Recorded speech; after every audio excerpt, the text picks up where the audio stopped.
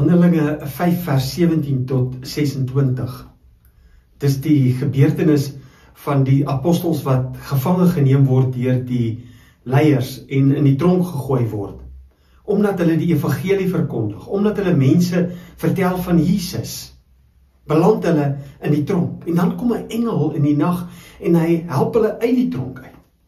En hy gee hulle hierdie opdrag: gaan staan in die tempel en verkondig aan die volk die volle boodskap van hierdie nuwe lewe. Gaan staan in die tempel en verkondig die boodskap van die nuwe lewe. Jesus Christus. Die boodskap.